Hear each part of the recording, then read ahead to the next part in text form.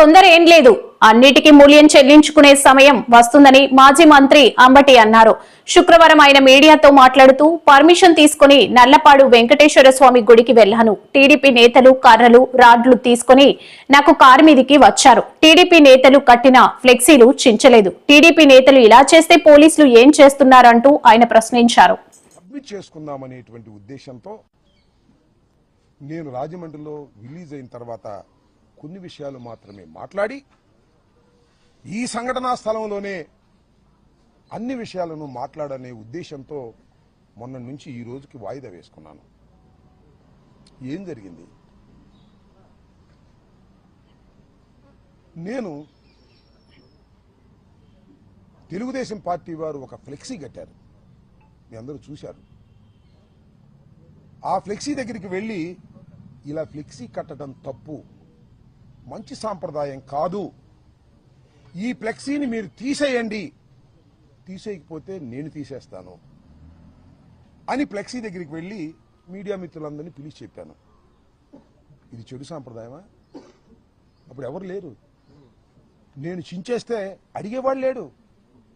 చించటం మంచి సాంప్రదాయం కాదు, రెచ్చగొట్టడం మంచి సాంప్రదాయం కాదు, ఇలా మా మీద మీరు ఫ్లెక్సీలు కట్టడం తప్పు. మీ గొప్పతనాన్ని గురించి కట్టుకోండి, చంద్రబాబు గొప్పవాడని కట్టుకోండి. జగన్మోహన్ రెడ్డి గారిని దూషిస్తూ, సుబ్బారెడ్డి గారిని దూషిస్తూ, కరుణాకర్ రెడ్డి గారిని దూషిస్తూ మీరు కట్టకండి తప్పు అని చెప్పాలని ఆవేదనతో నేను వెళ్ళానే. వెళ్ళి చించేయలేదే, చెప్పాను, వచ్చేశాను. ఇది జరిగినటువంటి అంశం. నెక్స్ట్ రోజు రాష్ట్ర వ్యాపితంగా పిలుపునిచ్చింది వైఎస్ఆర్ కాంగ్రెస్ పార్టీ. ఇలా తప్పుడు ప్రచారం చేస్తున్నారు, ఫ్లెక్సీలు కడుతున్నారు, దీని మీద గుళ్ళల్లో పూజ చేసేయి. ఎందుకంటే లడ్డూకు సంబంధించినటువంటి అంశం అది, పవిత్రమైన లడ్డూకు సంబంధించిన అంశం అది. వెళ్లి గుళ్ళల్లో పూజ చేసి చంద్రబాబు నాయుడు గారి విధానం గాని ఆలోచన గాని మార్చమని భగవంతుని ప్రార్థించమని మాకు పిలుపు వచ్చింది. ఆ దగ్గరలో ఉన్న వెంకటేశ్వర స్వామి గుడికి వెళ్ళాను, పర్మిషన్ తీసుకుని వెళ్ళాను, పూజలు చేశాం. అప్పుడు నల్లపాడు పోలీస్ సిఐ నాకు ఫోన్ చేశాడు, వంశీ. ఎస్పీ గారు అడగమన్నారండి, మీరు ఆ ఫ్లెక్సీని చింపడానికి వెళ్తున్నారా లేక పూజకు వెళ్తున్నారా అని. ఎందుకు చింపుతామయ్యా, పూజకు వెళ్తున్నాము అంతే తప్ప చింపే ప్రశ్న ఉద్భవించదు అని చెప్పా. పూజ చేసి వస్తుంటే ఏం జరిగిందో మీరు అందరూ చూశారు. కర్రలు రాడ్లు తీసుకుని నా కారు మీదకి వచ్చారు, నా కారును కొట్టే ప్రయత్నం చేశారు, తిట్టారు, బూతులు, భయంకరమైన బూతులు. మీరు చూశారు ఒక మహిళ ఎలా తిట్టిందో, ఆమె సంగతి కూడా తర్వాత చెప్తా. నేను అందరూ ఫిల్దీ లాంగ్వేజ్ ఇష్టం వచ్చినట్టుగా ఎమ్మ ఎక్క తిడుతుంటే ఎస్ ఆవేశం వచ్చింది. స్పర్ ఆఫ్ ది మూమెంట్ బయటకు వచ్చి నేను కూడా బూతులు మాట్లాడాను. It is a purely reaction. నా ఉద్దేశం అది కాదు, ఇట్ ఇస్ ఎ రియాక్షన్. ఎదుటివాడు చెయ్యొత్తుంటే పట్టుకోవటం, ఎదుటివాడు తిడుతుంటే తిరిగి తిట్టడం, ఇది మాత్రమే జరిగింది.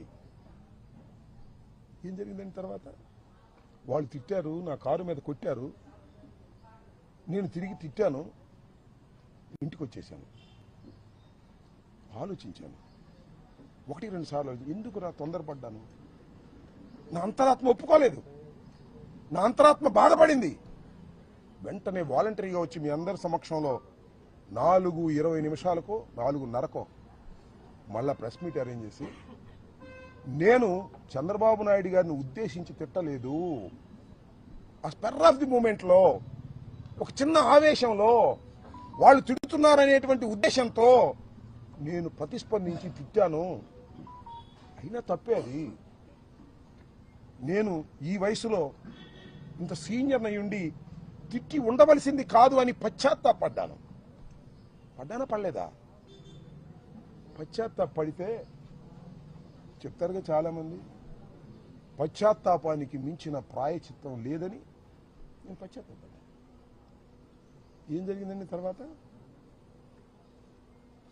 ఎంత ఘోరం అండి.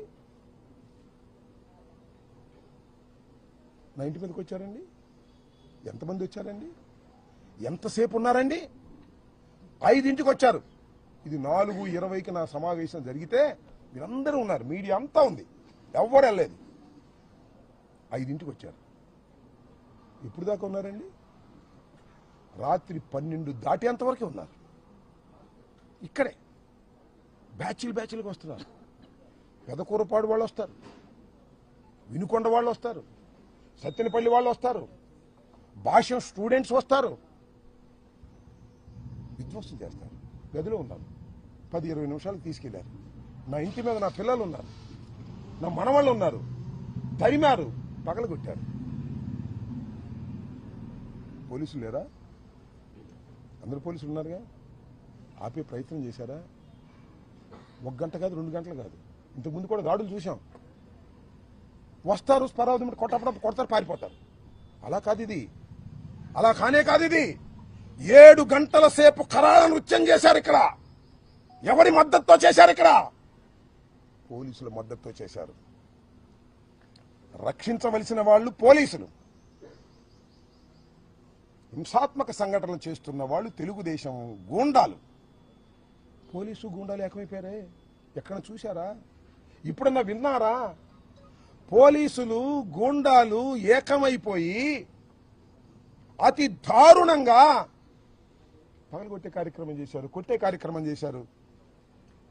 ఈ ధర్మమైన ప్రజాస్వామ్యంలో నేను అడుగుతా ఉన్నా, రాష్ట్ర ప్రజానీకాన్ని అడుగుతా ఉన్నా, సుఖంగా జీవించాలని కోరుకునేటటువంటి పౌరులు అడుగుతా ఉన్నా.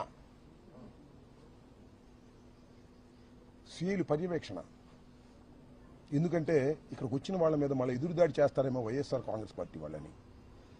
బయటే వాళ్ళని కొట్టి పంపించారు, నన్ను చూడటానికి వచ్చేవాడిని. మీకు చిత్రం చెప్పనా? ఒక సిఐ గంగా వెంకటేశ్వర్లు లోపలికి వచ్చాడు, వీళ్ళందరినీ తీసుకొచ్చాడు. సార్ పారిపోండి, పోలీసు చెప్తున్నాడు పారిపోండి అని. మేము రక్షణ కల్పించలేం, పారిపోండి అంటున్నాడు. ఈ గోడ దిగి పారిపోండి అన్నాడు. మిస్టర్ గంగా వెంకటేశ్వర్లు, అంతా నువ్వే దాడి చేయించుతున్నావు. పారిపోవటం కంటే చచ్చిపోవటం మేలో, పారిపోను అని చెప్పా. ఇలాంటి సంఘటన ఎప్పుడన్నా విన్నారా మీరు చరిత్రలో? సినిమాల్లో అయినా చూసారా? ఎంత దారుణం అండి ఇది. ఒక మాజీ శాసనసభ్యుడిని, 68 సంవత్సరాల వయసు కలిగిన ఒక సీనియర్ నాయకుడిని, చెన్నారెడ్డి ముఖ్యమంత్రిగా ఉన్న దగ్గర నుంచి రాజకీయాల్లో ఉన్నవాడిని, ఎన్టీ రామారావు శాసనసభలో ఉన్నప్పుడు నేను శాసనసభలో ఉన్నాను, చంద్రబాబు శాసనసభలో ఉన్నప్పుడు నేను శాసనసభలో ఉన్నాను. ఇంత దారుణం అండి.